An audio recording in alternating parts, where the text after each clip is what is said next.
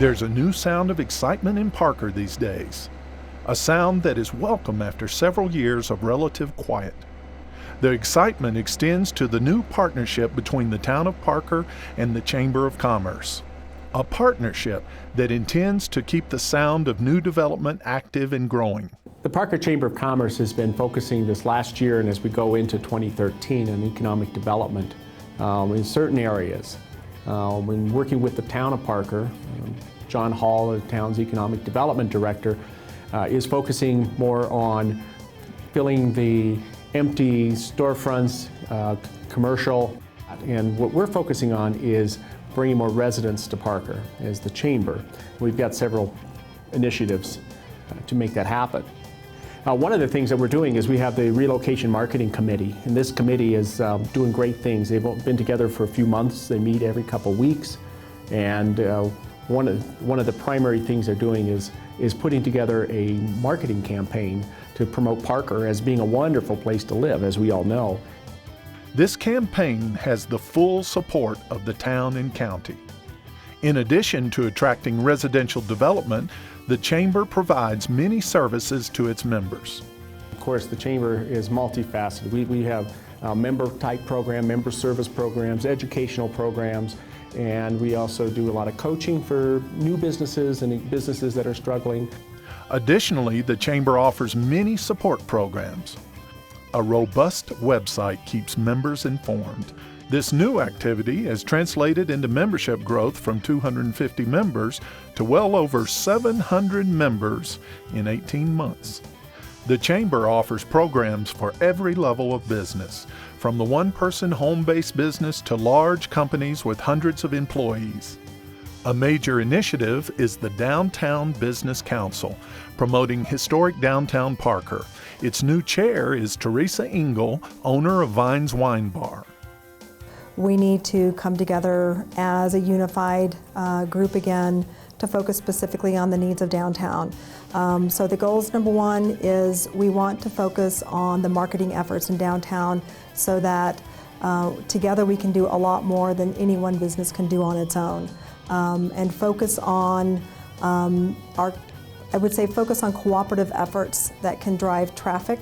So I think that we want to, number one, grow our businesses, but not grow for the sake of growth. We want to grow and embrace the history of downtown Parker and find a way to flourish as business owners while holding on to what's true. The town's Director of Economic Development is John Hall. He is responsible for attracting new businesses and retaining and growing existing businesses. I direct all economic development activities on behalf of the town.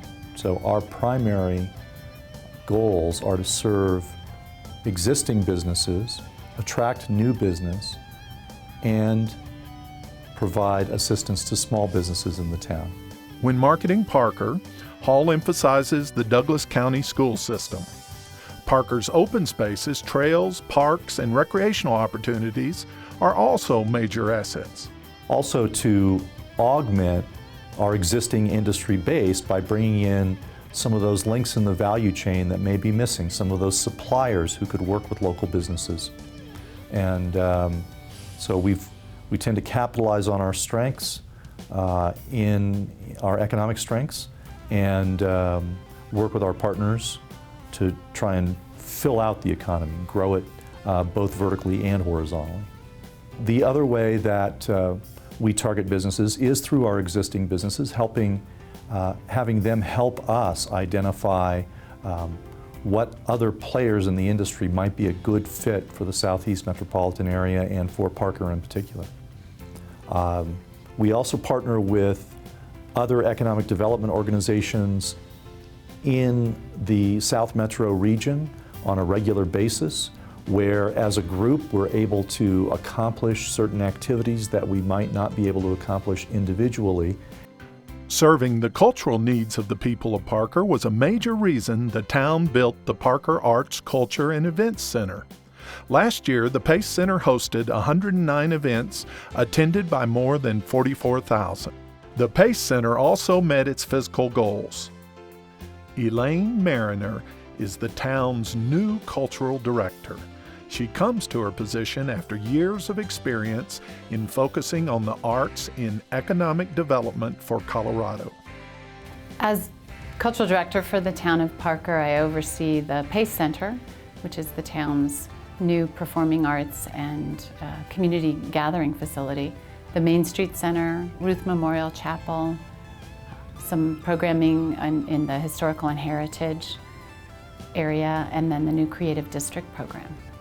The Creative District program is a result of the state of Colorado creating a new designation for communities in the state that wanted to go after arts and culture as a strategy for economic development.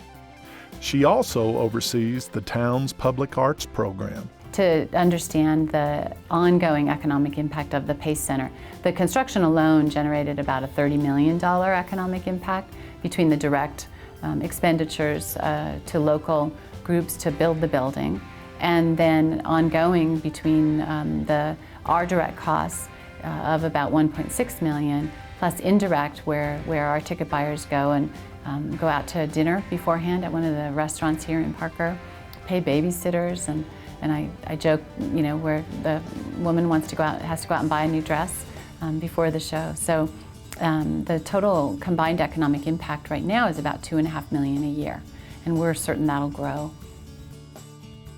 Beyond its economic impact, the Pace Center offers professional theater facilities and technical help for high school productions. Pace also hosts the Magic Center Foundation. It also has extensive gallery space for local visual artists. Beyond a commitment to the arts and education, Parker has become a player in national sports events. The Colorado Horse Park hosts more than 40 international equestrian events annually.